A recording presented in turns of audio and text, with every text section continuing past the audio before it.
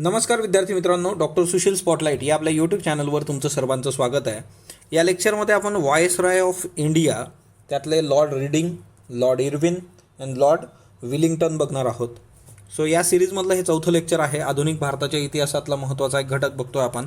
आणि doctor Sushil स्पॉटलाईटला टेलिग्रामवर follow करण्यासाठी डिस्क्रिप्शनमध्ये लिंक आहे. फेसबुकवरही ग्रुप आहे, तर तोही तुम्ही फॉलो करू शकता. तर बघूयात लॉर्ड रीडिंग. आता लॉर्ड रीडिंगचा जो कालावधी आहे तो 1921 ते 1925चा आहे. आणि ऑब्वियसली 1921-25 ज्यावेळेस आपण म्हणतो तर तिच्यामध्ये एक महत्त्वाचा जो मुद्दा येतो तो म्हणजे नॉन कॉपरेशन मुवमेंट. तर नॉन कॉपरेशन मुवमेंट चौरी चौराचा इन्सिडेंट झाला होता 1922मध्ये. आणि त्याच्या आधी 1921मधला एक रेफरन्स आपल्यासाठी महत्त्वाचा आहे, 1921. याच्यामध्ये काय झालं होतं तर मोपलांचा बंड झाला होता बघा, है ना. Moplah rebel, okay. Moplah rebellion जे आहे तर हा कुठं झाला होता? केरळमध्ये झाला होता. याच्यावर नेहमी प्रश्न विचारला जातो, तर हे लक्षात ठेवा. मोपलांचा उठाव 1921. 1922मध्ये महत्त्वाचा जो एक खूप महत्त्वाचा प्रश्न आणि तो नेहमी विचारला जातो आपल्याला, तो म्हणजे काय की चौरी चौरा. आता चौरी चौराचा इन्सिडेंट जो झाला होता तो 5 फेब्रुवारी 1922ला झाला होता. आणि ऑब्वियसली तुम्हाला सर्वांना माहीत असेल की नॉन कॉपरेशन मुवमेंट जे काय होतं तर त्याला हिंसक वळण लागलं होतं आणि पोलीस स्टेशन पेटवण्यात आलं होतं. तर हा सगळा इन्सिडेंट होता. आणि इथून मग नॉन कॉपरेशन मुवमेंट जी होती ती गांधीजींनी मग बंद करून, म्हणजे इथून बंद केलं सगळं. कारण तिथं त्यांचं म्हणणं होतं की पेशन्स अजून लोकांमध्ये तेवढे डेव्हलप झालेलं नाही. नॉन कॉपरेशन आणि त्या सगळ्या गोष्टींसाठी पेशन्स डेव्हलप होणं महत्त्वाचं असतं. त्याच्यानंतर दुसरा महत्त्वाचा जो मुद्दा होता की 2 कायदे होते बघा. एक होता प्रेस ॲक्ट ऑफ 1910 आणि दुसरा जो होता तो म्हणजे काय की रोलेक्ट ॲक्ट.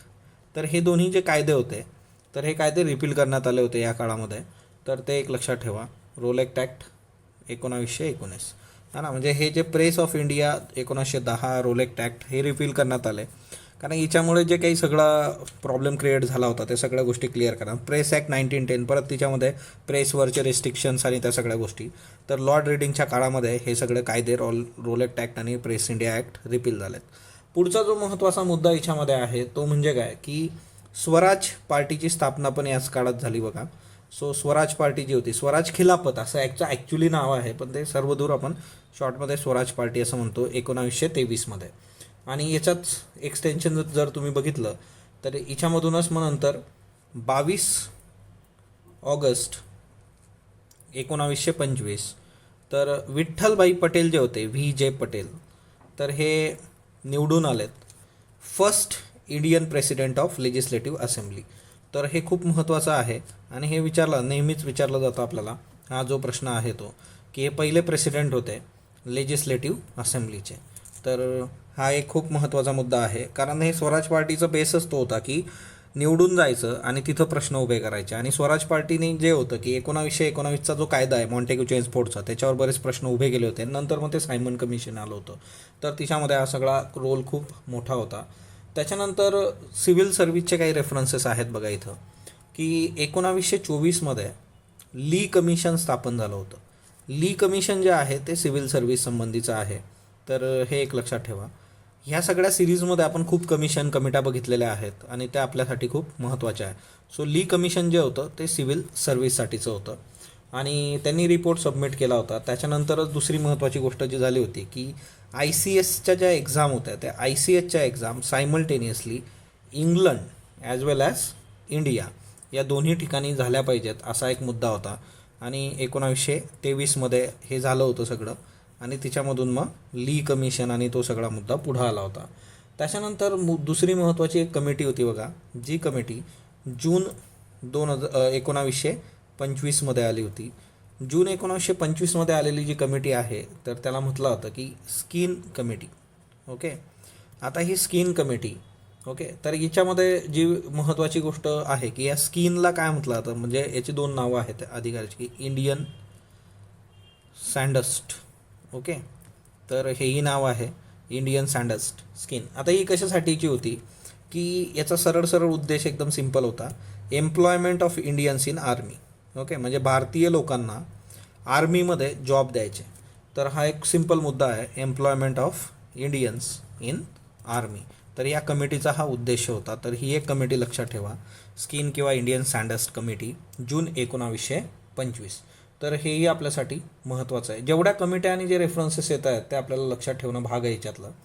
त्याच्यानंतर याच्यातला दुसरा एक महत्त्वाचा इन्सिडेंट आहे 1925मधला, तर तो आपल्याला लक्षात ठेवायचा आहे, तो म्हणजे काकोरी.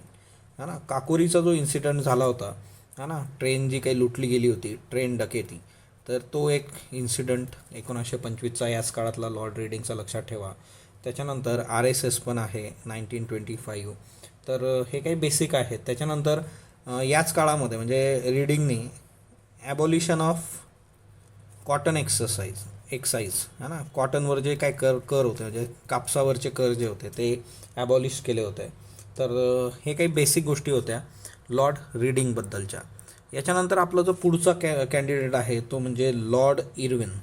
आता लॉर्ड इर्विन याला पॉप्युलर जे होतं की त्याचं नाव होतं, पॉप्युलरली याला म्हटलं जायचं ख्रिश्चन व्हायसराय. ओके, तर हे एक लक्षात ठेवा, याला ख्रिश्चन व्हायसराय असं म्हटलं जायचं. है ना, आपण असे काही टिपिकल बिरुदं पण बघितलेले आहेत. है ना, बेंगॉलशी रिलेटेड एक होतं बघा. तर एकंदरीतच ख्रिश्चन व्हायसराय म्हणून लॉर्ड इर्विन महत्त्वाचा आहे. गोलमेज परिषदा, गांधी आणि इर्विन टॉक्स आणि त्या सगळ्या गोष्टी. 1926मध्ये दोन गोष्टी घडतात, त्या म्हणजे एक तर murder of Swami Shraddhanand. Okay, आणि इथूनच मोठ्या प्रमाणावर जे भारतामध्ये कम्युनिझम आणि त्या सगळ्या गोष्टी तुम्ही बघता, हिंदू मुस्लिम, तर ते इथूनच झालेलं आहे असं पण बरेच रेफरन्सेस आहेत. है ना, स्वामी श्रद्धानंद याचा मर्डर झाला होता 1926मध्ये.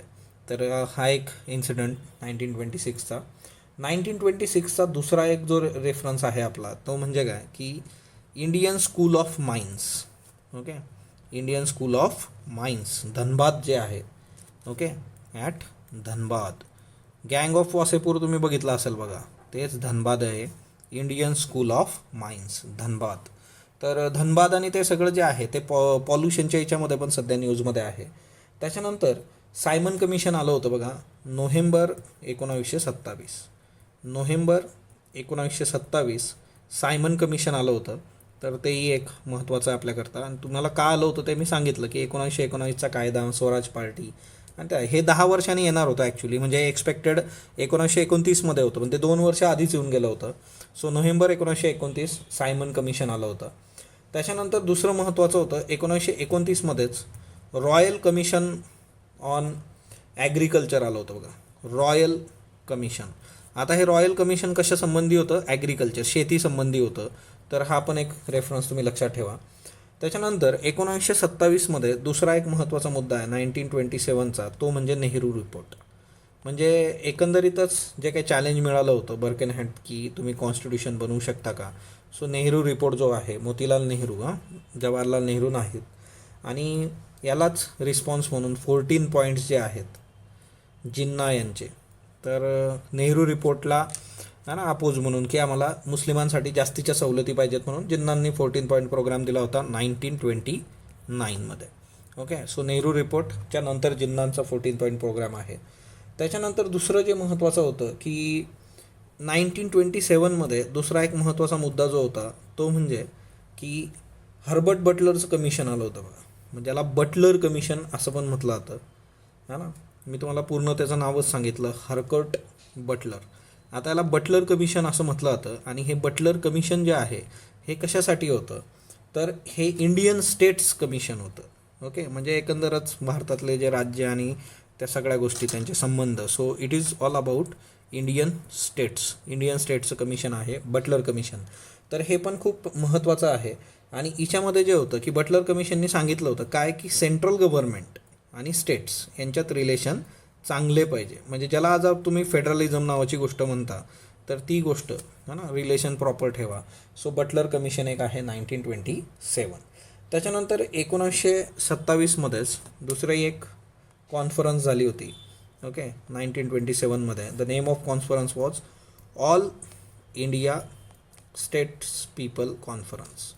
ओके, म्हणजे लोकांसंबंधीचे जे लोकांची मतं आणि तो सगळा मुद्दा याच्यामध्ये होता की all India states peoples conference 1927मध्ये झाली होती. ओके, त्याच्यानंतर 1929मध्ये लाहोरचं अधिवेशन होतं बघा. INCचं इंडियन नॅशनल काँग्रेस, INCचं लाहोरचं अधिवेशन आहे. आणि त्या अधिवेशनामध्ये पूर्ण स्वराज नावाचा जो मुद्दा होता तो फार महत्त्वाचा आहे. ओके, पूर्ण स्वराज. तर लाहोरचं हे लक्षात ठेवा. आणि याचे अध्यक्ष कोण होते तर पंडित जवाहरलाल नेहरू होते. सो पूर्ण स्वराज इथून सुरुवात झाली सगळी. तर ते एक लक्षात ठेवा, लाहोर. याच्यावर पण बऱ्याचदा प्रश्न येऊन गेलेला आहे.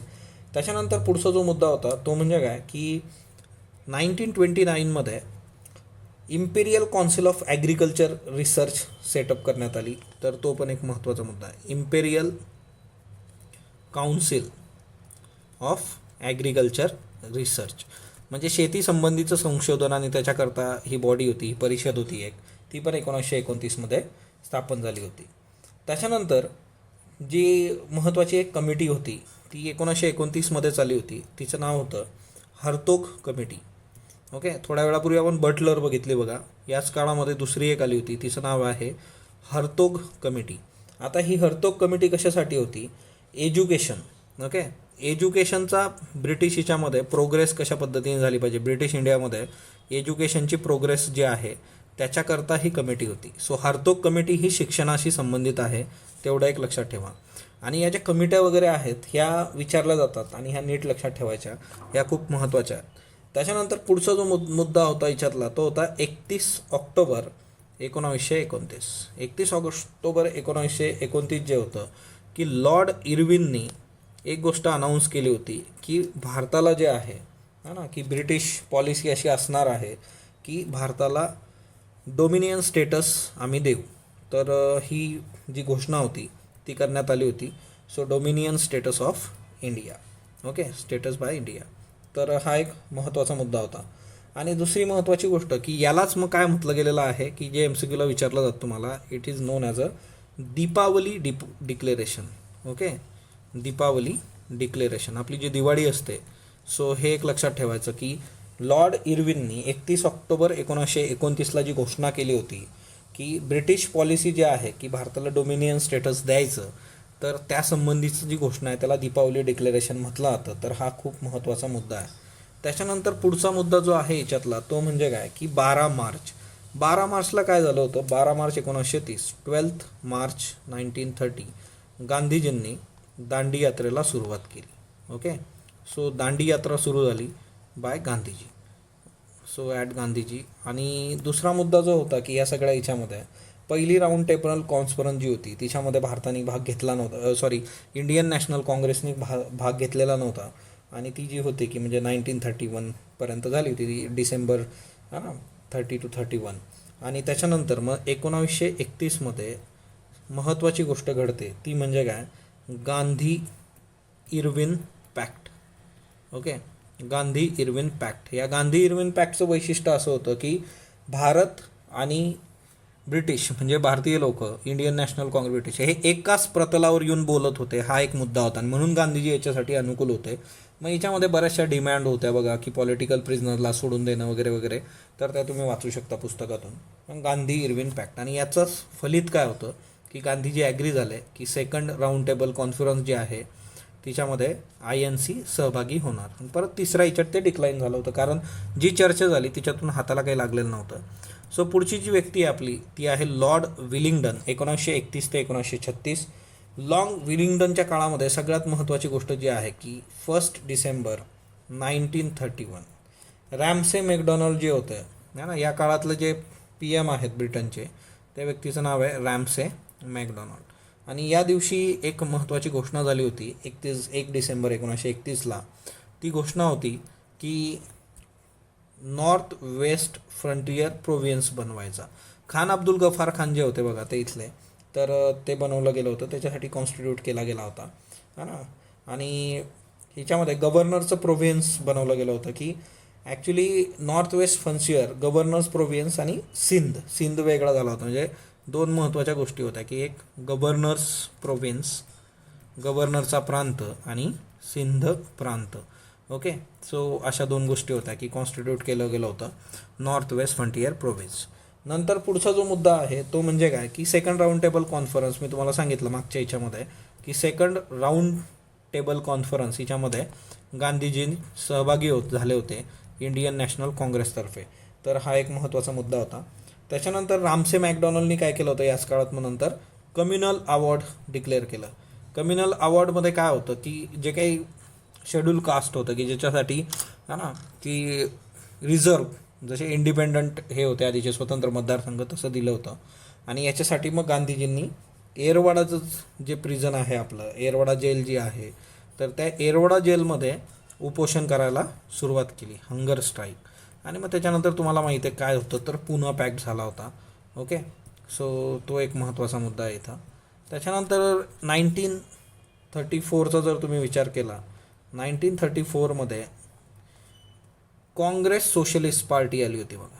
काँग्रेस सोशलिस्ट पार्टी म्हणजे काँग्रेस समाजवादी पार्टी. ही पार्टी जी होती ती इंडियन नॅशनल काँग्रेसचाच एक भाग होती, म्हणजे त्याच्या अंतर्गतच स्थापन झाली, वेगळं नव्हतं. ही पार्टी आणणारी जी लोकं होती तर त्यांची नावं तुम्हाला माहीत पाहिजे. ते म्हणजे काय की आचार्य नरेंद्र देव होते बघा याच्यामध्ये. आणि त्याच्यानंतर दुसरे जे होते ते म्हणजे JP आपले.